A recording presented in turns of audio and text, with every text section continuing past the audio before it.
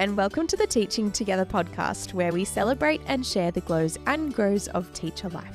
I'm Sierra. And I'm Grace.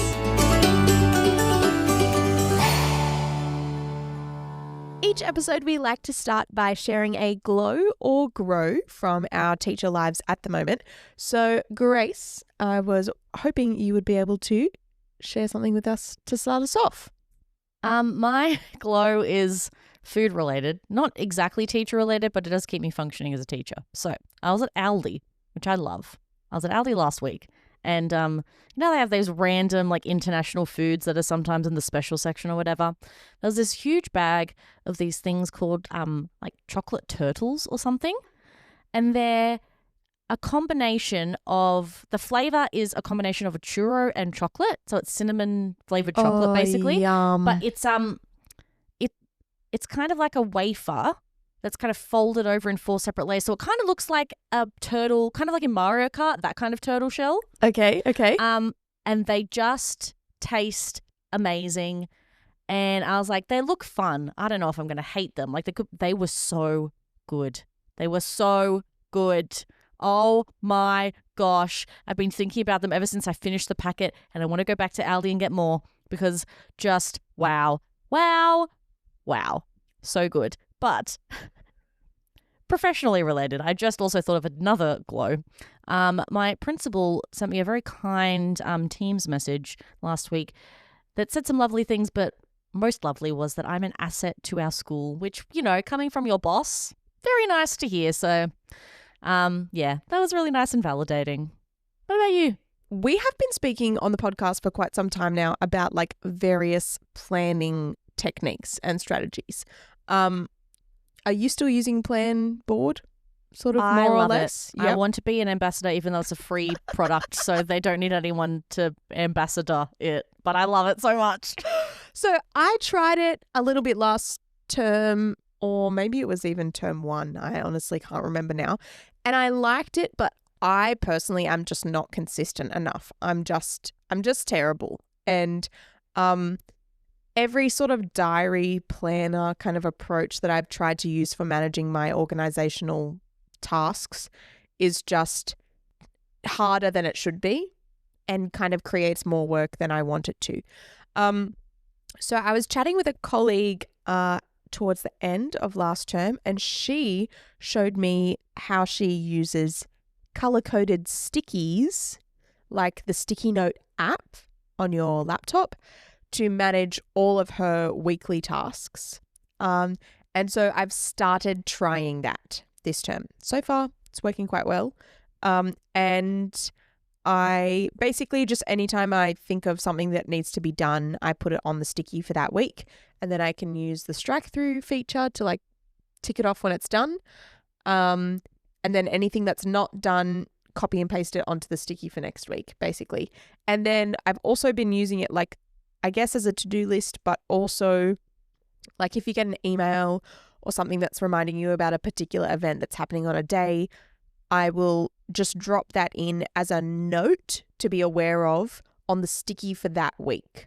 So I've been trying that, and it seems simple and achievable enough for me at the moment. And it is keeping me on task.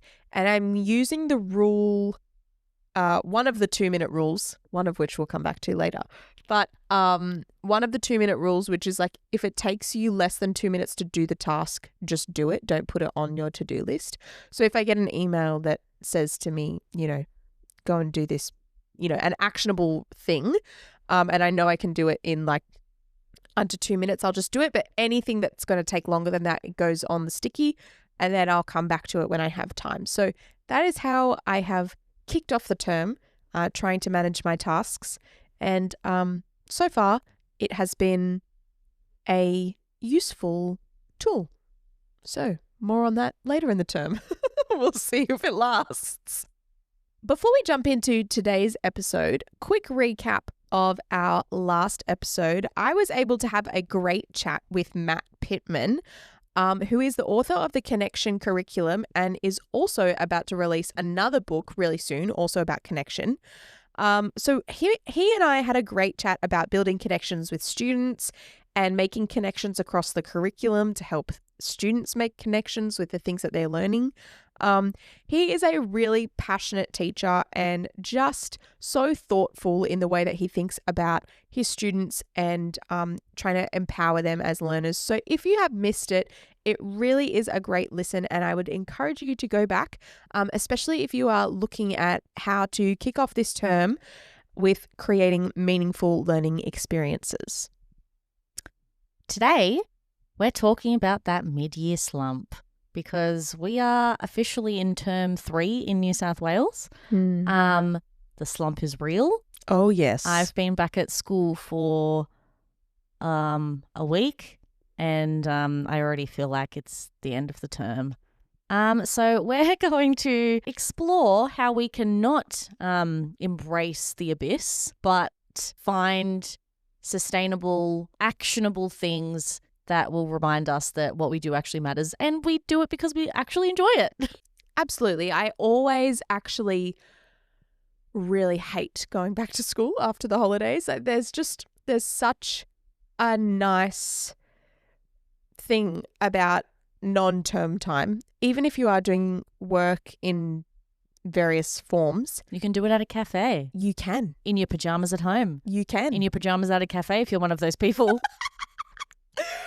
I really struggle with getting back. And I know once I'm into the groove of things again, I find my happy place and I'm like, yes, that's right. I do like my job. I do like being here. But there's just something so lovely sometimes about the school holidays.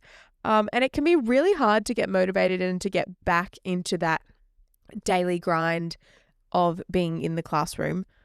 I always remember my teachers at school saying that term 3 is the busiest.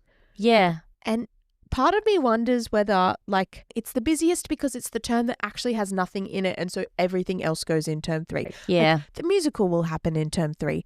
And, all these other random events. Book week.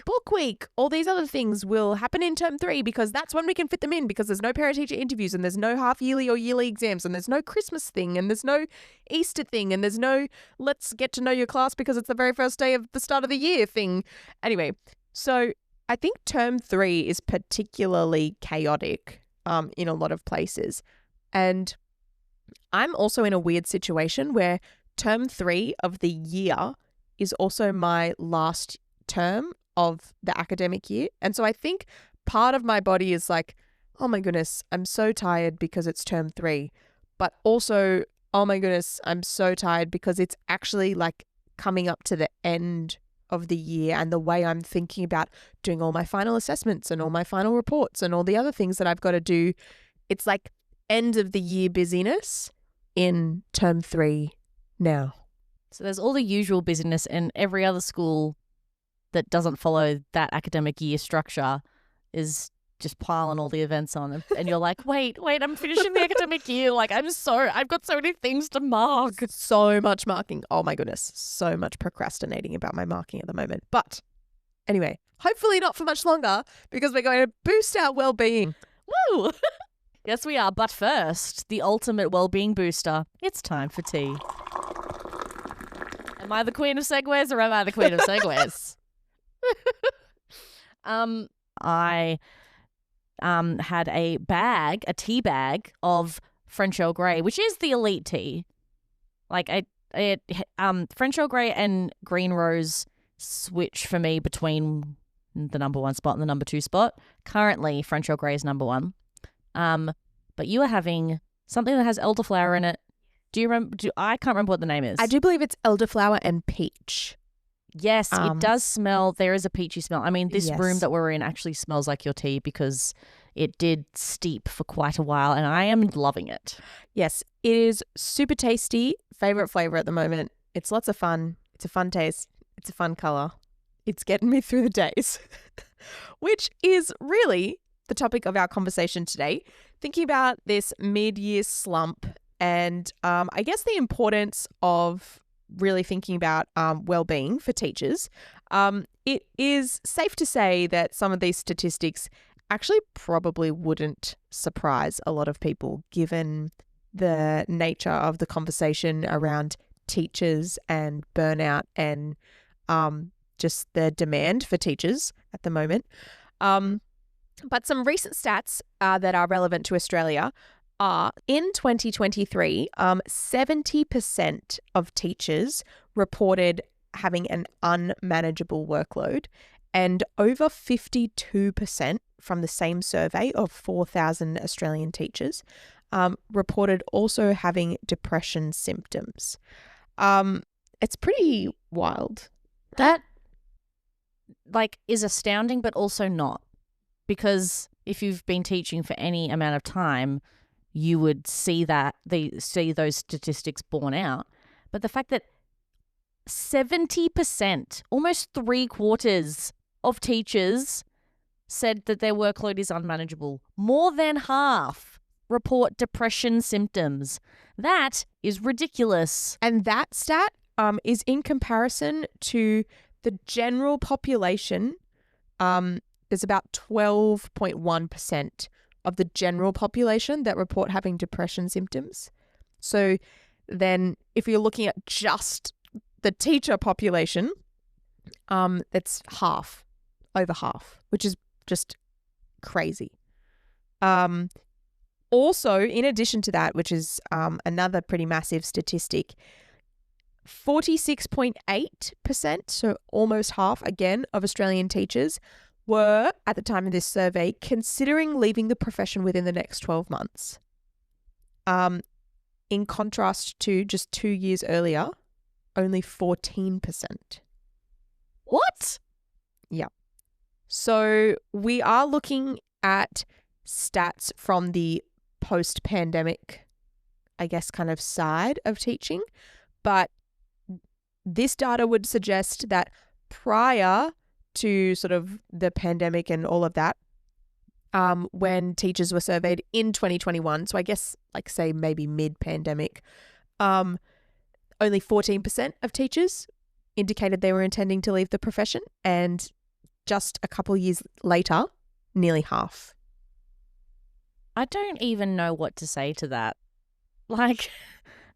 That's so depressing. Yeah. Did maybe all the teachers just got really old and they're nearing retirement age and they all are leaving? But that's equally concerning if we just have a really aging sort of workforce. They do say there's a teacher shortage, and now we can see that that's really quite true. Wow. I wish I had something eloquent and intelligent to say about why in the last 2 years that would have doubled, but I've got nothing. It's a lot, and it's very telling data. Do you feel like these numbers are representative of what you have observed of teachers generally? I would say yes. In the last 18 months that I've been teaching, which is when all these statistics got so much worse, every teacher I talk to in the staff room is exhausted. And literally, we are halfway through my school's second week of term 3, and already we're having conversations oh, well, I'm here today. I'm all right. I'm having my coffee. I've got my emotional support beverage. And I'm I love my job, but I already feel so drained. Today is peek behind the curtain. Today is Tuesday, and I was finding that I was just, even by the middle session, absolutely just emotionally exhausted, emotionally drained with my students. I had no patience for them. I was it's Tuesday of week 2 of term. I should not be this impatient with my kiddos. And I didn't do basically any work on the weekend. I made sure I knew what I was doing on Monday, but I wasn't slaving away writing lesson plans or anything like that over the weekend. I actually, had a break. But I was my emotional resources are depleted. I've got nothing to give you, children. You're all driving me insane. And it's week 2. I was very disappointed in myself. But looking at these stats, I guess I'm not the only one. Would you say, because we work at different schools and you've been working for a little bit longer than me, what would you say that's kind of similar to you at your school? Yeah, I mean, I actually had my first classroom day yesterday in real time, and I got home being surely it's Wednesday, but no, it was Monday. Oh no. And Today's Tuesday. Oh dear. But yeah, the fatigue and sort of just the, I don't know, the hit the ground running mentality, I think does really, it's quite abrupt, and that maybe takes a few days to get over before you're sort of back into a groove. But I guess holistically, in terms of over the last few years, like, it is an emotionally draining job. And I think it's just important for us to firstly acknowledge the crazy stats around just teacher workload generally, which I think the agreed upon average number of hours that a teacher works in Australia is around the 53 hours a week kind of mark. So we're already working like more than, I guess, what your standard sort of full-time number of hours in a week is. So that's worth acknowledging. But on top of that, we're not spending 53 hours a week in front of a computer with our headphones in our own little world. Quite a large percentage of that amount of time is face-to-face, interacting with people, solving problems for students, pastorally caring for them, academically supporting them. There are so many, I guess, human interactive elements of our job that are consuming on a different level to just, I have this task to do, let me sit at my computer and do it. So I think for me, I'm coming maybe to the realization that while, yes, I might be managing my time okay, I'm sort of at a point in my, I guess, career now that I feel a bit like a lot more established than when I first started. I have much better routines. I have good boundaries in terms of how much work I do at home and things like that. And I'm pretty happy with the number of physical hours that I put in to my week. But yeah, the tiredness and fatigue that just comes from being always on and alert and focused, and you're essentially kind of performing a lot of your day. And I think that it's important not to discount the toll that takes.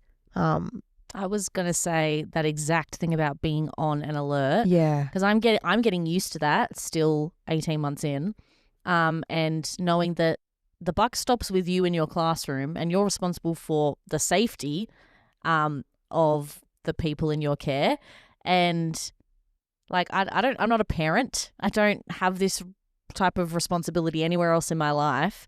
And so being on like that and being responsible is something that I'm still getting used to. And I find quite stressful when little people, as soon as they have a single problem, it's Miss Keane. And I've seen those Instagram reels of teachers just keeping a little, like, a tally count, like a manual tally count. Oh, I want to do that. Me too. Of all the times that their name is used in a day, and it gets in the thousands. I mean, what makes it exhausting makes it rewarding.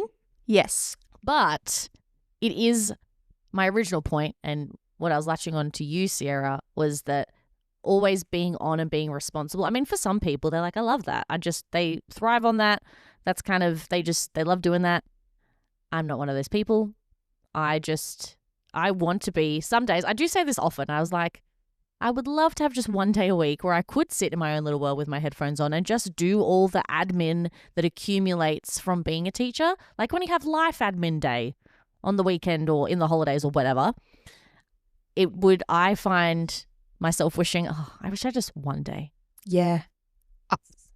I think I would rather teach a full load 4 days a week and have one complete day to work, like either at home or just at my desk without any like classroom responsibilities. I feel like I would be so much more productive than having like an hour here or an hour there, and half of that hour is taken up with me just like hunched over the coffee machine, just trying to like recompose myself after having like 2 periods of year 8 back to back. Yep. And I'm like, which item on my to-do list could I get done in this 50 minutes, or 55 that our periods are at my school? But I don't, like, I get some printing done and I might get like half a day planning done. If I spend too long on something, or if someone talks to me, or if I just can't, self-regulate, then that's that time gone. But we are preaching to the choir, we know. Yes. And I mean, it's always fun to have a little bit of a rant about how woe is me and I am woe, but we shall get off our soapboxes. We shall. I think it is worth mentioning that UNSW has done some really interesting research in this space. And it's of no surprise to anyone to hear that teacher wellbeing is of critical importance to healthy functioning, both at work and for students' academic development. Absolutely groundbreaking.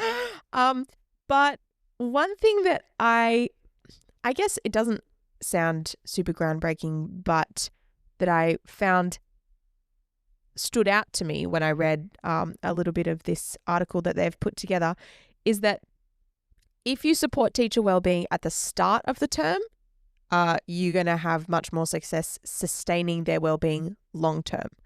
And I thought that was really interesting. This particular article and research was conducted by following 401. 401? They couldn't have made it 400. I'm not okay with that. I'm sorry. 401. No, don't go and find that extra person. Just leave it at 400. Anyway, that annoys me. Sorry. This particular study followed 401 teachers, a mix of primary, secondary and K-12 teachers from all different Australian states and territories during term 3 in 2021. So I guess if we're thinking about our data from earlier, maybe at the commencement of the decline in some of the wellbeing statistics. But basically through the study, teachers had to report on their wellbeing and sense of connection with students across weeks 2, 5 and 8 of a 10-week term. And the research, unsurprisingly, finds that there were declines in the wellbeing of teachers across the term. Again, groundbreaking. Groundbreaking. The study focused on 3 types of wellbeing, which were vitality, engagement, and professional growth. And I just like the way they describe vitality, which is the energy and vibrancy that teachers feel in their work, which I think I am kind of infamous for at my school. I did have my last name being Keen. One of my peer teachers said that she hasn't met anyone who suits their last name as much as I do, which is so lovely. But also, I feel like I'm living a lie because on the inside, I am not keen. I am just a sagging mess of this is just too emotionally draining. But at least on the outside, I'm, you're keen as a bean. Keen as a bean, apparently, on the outside. Engagement, self-explanatory, and professional growth is not just if you're growing, but teachers' commitment to enhancing their expertise. And, again, unsurprisingly, the research found that all 3 types of wellbeing declined over the course of the study, over the course of the term. And this applied to all different types of teachers, regardless of age or gender or experience or who they were teaching or anything like that. What this study is quite helpful for, though, is its suggestions for sustaining and supporting teacher wellbeing, which is pretty much what this episode is designed to be, not just a rant fest, even though, that is therapeutic. But we want to equip you with some small but practical, which is what we always try and do, small and practical ways that you can tangibly improve your wellbeing, especially now that we're at the start of a term. And this study is saying if you start with strong habits or, at least some habits, your well-being at the end of the term, your self-reported well-being is likely to be higher. So we're going to start strong and we're going to bolster ourselves and each other and our community of teachers, and we're going to kick term 3 in the butt. Here we go. Here we go. Oh, dear. Some people are already so much better at this than I am, but one thing I would say I'm trying really hard as a strategy to put into place for this term is just being on top of my meals, planning and being organized for my week to just take off that mental load at the end of the day is proving to be so helpful. I know I said before that I'm only 2 days into teaching this term, but already from being back last week for professional learning and taking the time on the weekend to meal prep so that I had all my lunches and things ready for this week. I had some dinners ready so that getting home at the end of the day when you have that when you're feeling emotionally zapped and just absolutely done, knowing that I don't have to put any mental effort into thinking about what am I going to eat now has been already so helpful. And it means that when I have more energy, say on the weekend, I can actually think about meals that I think I'm going to enjoy. I've already prepped all of that and put effort into thinking about how I'm going to fuel my body for the week. So I'm working really hard at the moment on planning my life things to make sure that I am coming to school with that vitality that it's talking about, because I am so easily the type of person who might try and like start the term strong with some meals and, you know, packing my lunch in the mornings and things like that. And by week 3, I'm just surviving on about 5 coffees a day and like maybe some pasta in the evening. Like I have just had a tendency to be so bad at this and so reliant on coffee because I can't be organized enough to take proper food to school. And so I will literally just keep caffeinating my way through the day, like quite literally. So I've been very diligent so far, not letting myself have more than 3 coffees a day this sort of over the last few weeks. And making sure that I am taking time to fuel my body with things. And I'm finding that when I'm getting home, I am actually more energetic than normal. So we'll see how long it lasts. But the vitality thing, I think, yes, we want to have energy and excitement for teaching and taking care of our well-being in that sense. But part of that is taking care of your well-being holistically so that you are able to come into your classroom with the energy and enthusiasm that you want to bring to your role. So that is one of my top tips for starting off this term. If you're already a meal prepper, you're doing way better than me. If you're not yet a meal prepper, get onto it and get yourself some of those little silicone brick things that allow you to portion freeze. That was one of my school holiday jobs that I did, was I did cook a bunch of like curries and things that I know I like and portion freeze them into like 1 or 2 person sizes so that if I need an easy dinner or I don't have anything for lunch, I can just pop it out into a container, let it defrost in my bag during the day, and then I have at least a reasonable lunch when I get to that ravishing, I need a 4th coffee kind of moment in the day. Yeah, boundaries are good. Having a number of caffeinated beverages you stop at is probably helpful, or like a time of day maybe. I try and I have a coffee with breakfast, but I'm also eating food with breakfast now. Oh my gosh. Go you. Thank you. And funnily enough, having breakfast has really impacted my hunger levels during the day. Isn't it miraculous? I'm not dying at recess. Look, I am not a breakfast person by any means, but I have been having smoothies in the mornings and huge difference. Huge. I mean, some people are like, yes, Grace and Sierra, obviously. We just took a while to get there. We are sharing so many groundbreaking facts this episode. Groundbreaking. The ground is shattered. But after I have my breakfast coffee, which is my little daily treat, which is not good for the budget, but it's my little daily treat. I have a sneaky dirty chai. And then I just have a black coffee at recess time, maybe another one in the afternoon session, but I try not to have any coffee after lunch because I find it just makes me feel sick and, unhelpful. Anyway, moving on. Something that the UNSW study also emphasized was that teachers who reported a more positive relationship with their students generally reported higher levels of well-being over the term, even though these levels of well-being did decline along with everyone else's. There was a positive correlation between positive teacher-student relationships and a higher level of well-being at the end of the term. And something that we do every morning in primary school is we have a little morning meeting, which has a very practical, functional purpose in that we need to mark the roll. But so they come in, they just basically do busy work for 5 minutes so that hopefully by the time my 5-minute timer goes off, every student has arrived. I put on some nice music. Today I put on some 1940s jazz music according to the YouTube video, which I loved. No students complained. So I've got to take that as a win. And I'm like, I'm the boss here. I'm going to put on this music because I love it. And if Miss Keen's relaxed, then the students are actually more likely to be relaxed. Then we mark the roll. We update the calendar. I run through the schedule for the day. They unpack their bags. We're ready to go.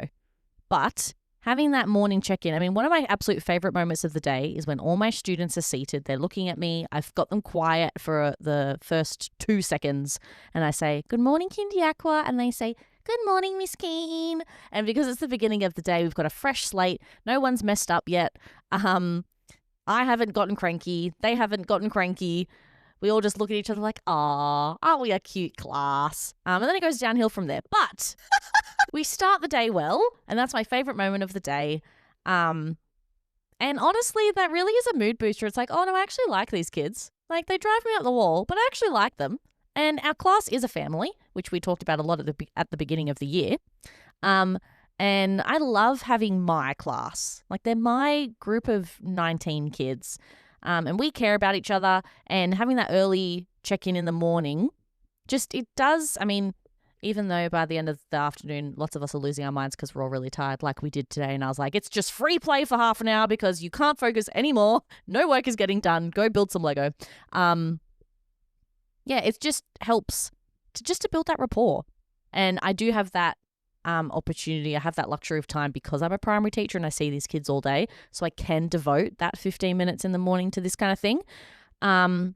I mean, I don't really know how a high school classroom works. I know in the middle school and high school at the school I'm at, they have a pastoral care 7 minutes in the morning where they mark the roll, and that's kind of like That's their morning meeting. That's their morning meeting. And so they have the same teacher for that and the same class for that. And so that's where they can kind of build those relationships.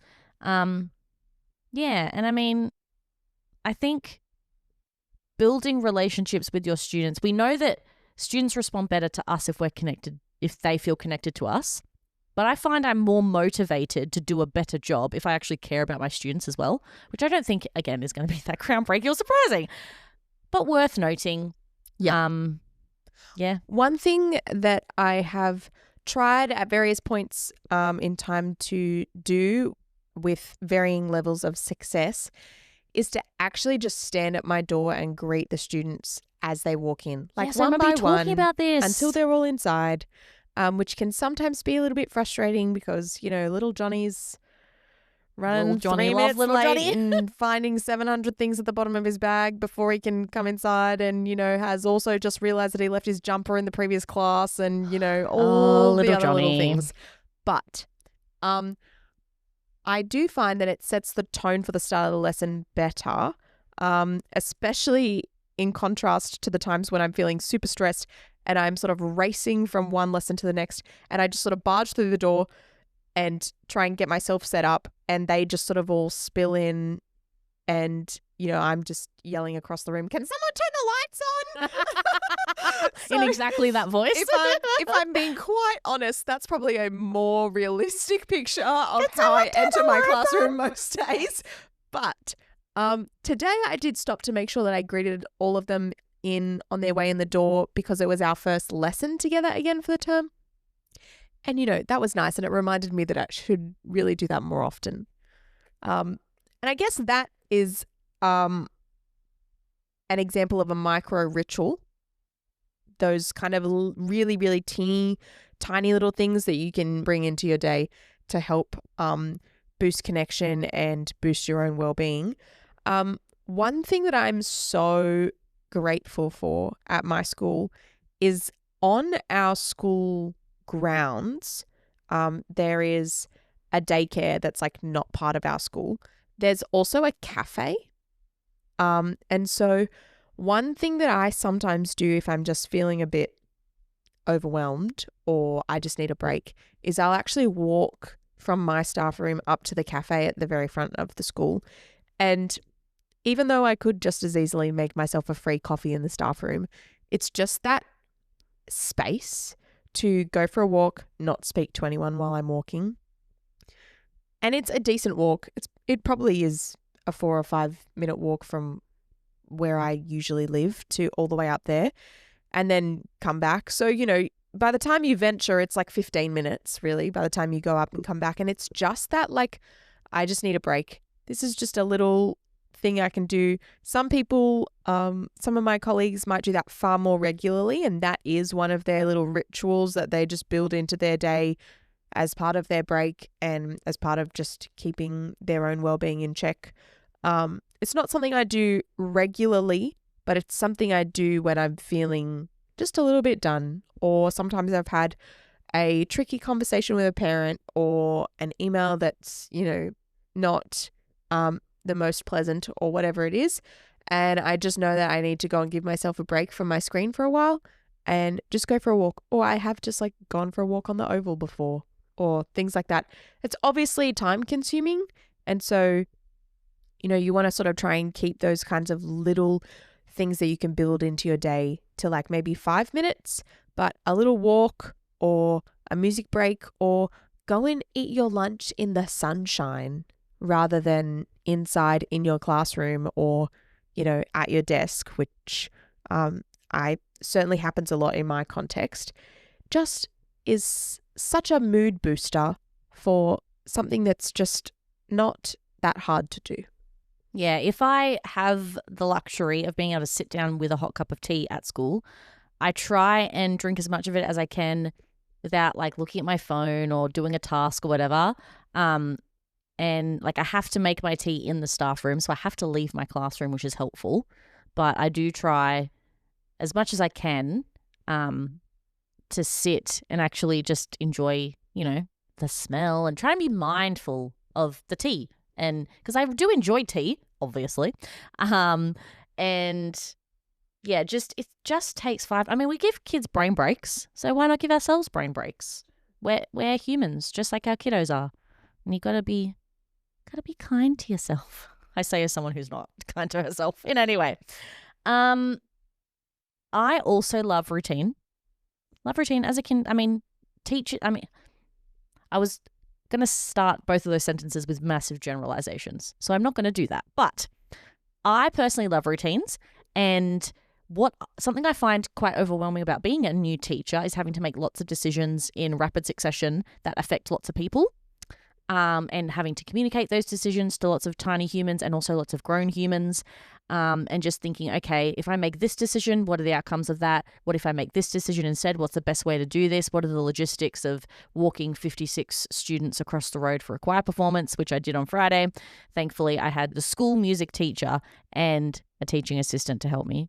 But those kind of things, where possible, I love to automate classroom routines because that just takes the mental load off. I mean, my kiddos can't really be trusted with a lot, let's be real. Some kindergarten classes can. Mine, if I give them an inch, they'll run a mile.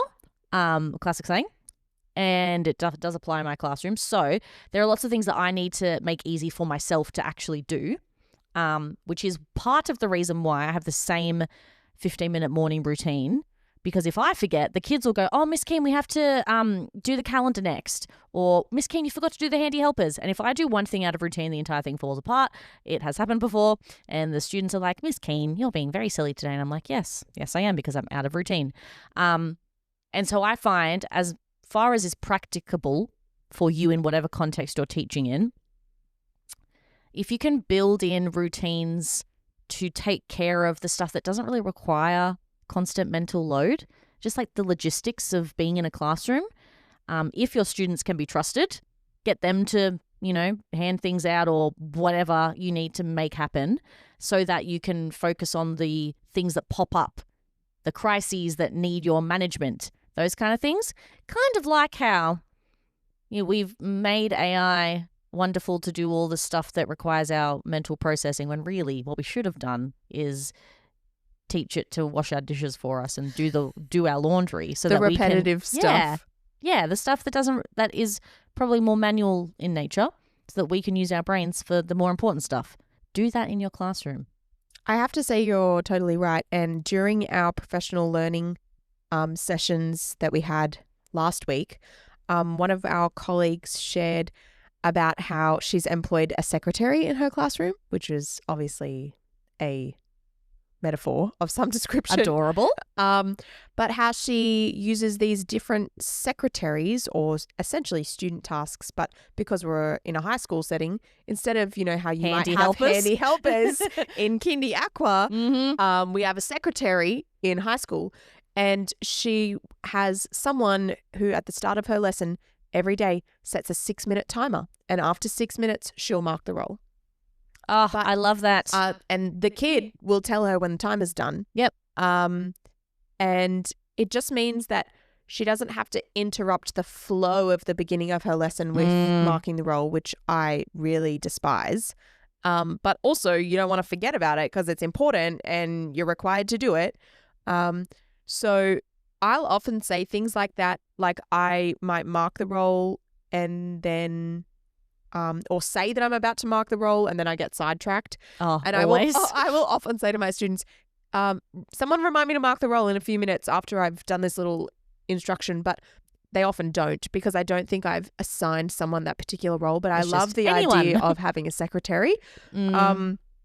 And she also mentioned a few others, like I think similar to what you've said, like someone who is responsible for handing out all the equipment or various things. But she's like, I know it seems obvious, but it frees me up to be able to get down to my core business, which is making connections with my students and being the teacher in the room and being free to move around and check in with them. She's in a practical subject as well, like me. So, I mean, I am not ever hardly stationary, very rarely. And so I think that also contributes to just the complexities of remembering all those tiny little things. And especially when students come into your class and they're ready to do prac straight away, like there isn't necessarily always that, all right, everybody, come in, stand quietly behind your chairs, let's take a seat, blah, blah, blah. It's like, no, we're coming in and there's 17 of us trying to put aprons on and there's like 5 of us scrambling for the one cupboard at the back door and there's, a million other things going on and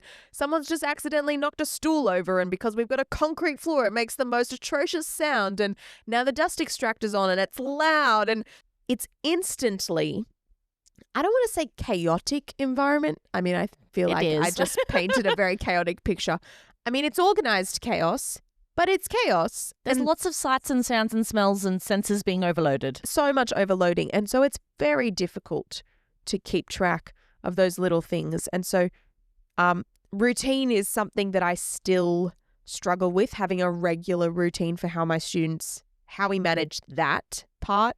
And it's something that I've tried at various times to, again, varying degrees of success. And sometimes I find that I just forego my routine because I realize that it's taking too long, or we just need to get going, or we might have a great routine for like the first 5 weeks of term. And then I realize that it just all goes out the window because of, there's just time crunches and you've got to keep moving and it's hard. So absolutely have your handy helpers or your classroom secretaries or whatever else you can do, because you need to be free to be doing your real job. Yeah, there are things that you are employed to do that students cannot and should not be doing. You need to do those things. Also, side anecdote, half of year 6, for half of my year 6 year, we didn't have a building because our new building was being built, and I was in the classroom next to the woodworking room, and the dust extractor for some reason went through our classroom. Yeah, so I know the pains of a dust extractor. Also, Yes. second thing, more relevant. If you haven't used hand signals, they're kind of in vogue at the moment in primary school classrooms. They are, yes. They have worked like a charm with this specific class that I'm teaching this year. I wouldn't have used them last year. But this year, because we were talking about, you hear your name 1,000 times a day and blah, blah, blah, blah. In a similar vein to streamlining kind of logistical considerations, I've got 4 hand signals that my students can use if they need to go to the toilet, get a tissue, wash their hands, or because they're in kindergarten, if they need me to open something for them to eat during recess and lunch, because we eat inside before we go out and play. And that has taken away so many interruptions, especially in the middle of instructional time when a kid just really needs a tissue. This class has responded really well to those hand signals, and it's literally just 1, 2, 3, or 4 fingers. Like, that's it. Which is easy for them to remember, hopefully easy for casual teachers to kind of latch on to. And it just means if I'm in the middle of explaining, literally without breaking my sentence, the kids know if I make eye contact with them and nod, that's their permission to go and get a tissue. But that's just one thing that's really helped with this specific group of kids that honestly has saved my sanity, because I'm not hearing Miss Keen about those 4 basic things that happen quite often. It's like the tissue for you is the glue thing for me. Miss, where's the glue? I just remembered. I don't know why I was thinking about this. That question is going to haunt me to my grave. I just remember you retelling to me how you kind of went into kindy teacher mode when I think a kid in year 7 was asking you where like nails might be or something. And you were like, can you hear the sound of like drilling or hammering or something? And the kid was like, yes. And you were like, what do you think might be in that general direction? The nails? You're like, yes. Why don't you go for a look? And I was like, yes, Sierra, you get it. Oh, it kills me. But yeah, I really like that. It has got me thinking about what signals or processes could I use for students going to the bathroom or things like that during my lesson. We do need to wrap up.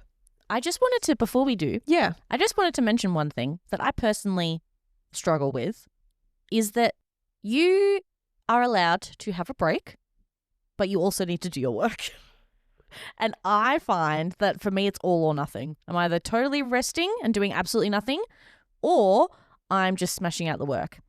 And I think a theme that we've been talking about is routine and planning and structure. Yeah.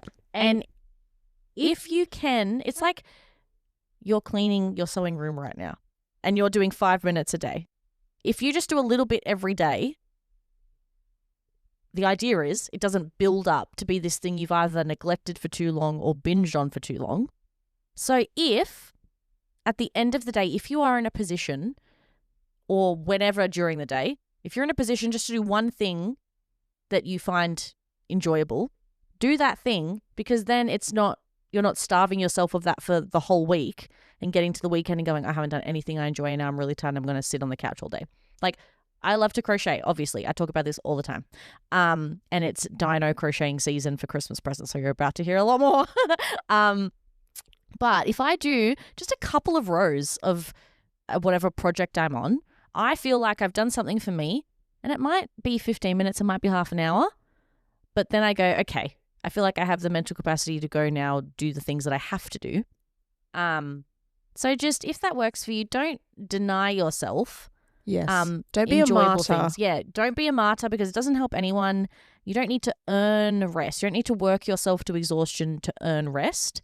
And now I'm talking to potentially graduate teachers and new teachers, because I try and prove my professional worth by working later and doing all this stuff, which doesn't help. And no one really thinks better of you for it. They think better of you because you're a wonderful person to be around and care about your students. So takeaway point is treat yourself, but in a sustainable way. That means that you're actually you're keeping it's like eating a healthy meal. You got to replenish yourself a bit and do something that actually makes your soul take a deep breath and go, okay. Which for me is sitting on the couch, making some tea, putting on The Fast and the Furious, because apparently I like that movie franchise now. Anyway, and doing some crochet. Lastly, and Grace off mic asked me especially to mention this little life hack, which I can't really claim at all because it totally comes from Atomic Habits by James Clear. And if you haven't read it, you should read it or listen to it. But it's a fantastic book. And one of the main things that I've taken away from it is just the 2-minute rule for starting tasks, or I guess trying to build habits that are things that you really don't want to do. And I've translated this to just tasks generally to try and avoid procrastinating. And I have adapted it a little bit myself as well. But basically, it's the idea that if you're trying to start a habit, let's say your habit is exercising, you only have to commit to doing that thing for 2 minutes, because the habit is formed by you actually starting or doing the thing. In most cases, because once you've started, you'll kind of realize it's not that bad. Or once you've started, you'll feel like, well, it's a waste of time for me to stop now, so I'll just keep going. You typically do more than 2 minutes. So if you drive all the way to the gym telling yourself, I only have to stay here for 2 minutes, you'll probably stay there for longer than 2 minutes, because Surely. You've probably driven longer than 2 minutes to get there. But you're now working towards building the habit of actually driving to the gym or going to the place or doing the habit that you want to do. I have also adapted this, I guess, approach for things like marking, even though they're not necessarily regular habits, like, marking comes in waves. But I use the same sort of approach, like all I have to do is just 2 minutes, or I only have to do 1, or whatever it is. And then I know that typically once I've actually started and I'm on a bit of a roll, I'll do more than 1 and I'll actually get that done. But it avoids, I guess, the procrastination negative feedback loop, because you're not avoiding the task entirely and then inherently making yourself more stressed and overwhelmed that you haven't done any of the task yet. Which is really the situation that I'm finding myself in for a few things on my to-do list at the moment. But the other thing that I've done to sort of adapt this activity or this approach a little bit to make it perhaps a little bit more substantial is I make myself a tea or a coffee, and I sit down with my tea and I go, okay, I only need to do this thing for as long as my cup of tea lasts. I think that is genius. Thank you. That is absolute genius, because it's a more fun version of the 2-minute rule. It is. And I also think perhaps I'm a little bit more motivated to do it because it also feels a bit more worthwhile than the 2-minute rule. Like, I kind of think, oh, well, that's ridiculous. I won't do something for just 2 minutes. I might as well not do it. Yeah. But if I'm going to sit for my cup of tea, that's probably at least 15 or 20 minutes, depending on how quickly I consume my tea. And what I often find is when I get to the bottom of my teacup, I don't stop the task. You're in the I zone. go and make another tea. Yes. And I keep going. Yes. It's really just getting over the starting hump. It's just the starting. You just got to make it as easy as possible for yourself to do the thing. Yeah. And sometimes, though, you just have to do the thing. Anyway, I think that's it. I agree. I do want to slightly plug the BU website, which is an offshoot of Beyond Blue. And they've got actually heaps of really good tools for educators and educator wellbeing on there, and free PD. Ooh, so we love PD. If you want to do a course or something, you can sign up on their website as an educator, and you can access a bunch of like professional learning hours. So if you're looking for some professional learning to do that will support you and also the well-being of your students, jump onto their website. This is just something that I've found useful. We are not sponsored by them at all, but I will pop some links for that in the show notes, because I think they've got some really helpful resources on there and some well-being plans for pre-service educators and also for current teachers to just help them map out and think about their well-being, which could be a really apt time for doing something like that at the start of a term. Thank you for listening. And we would love to hear from you.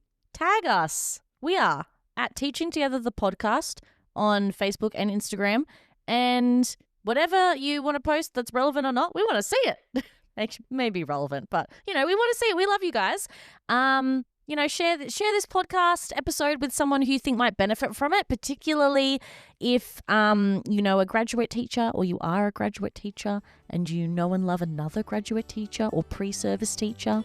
Let them know. Give us a review if you're feeling generous, and we will see you next time. Bye.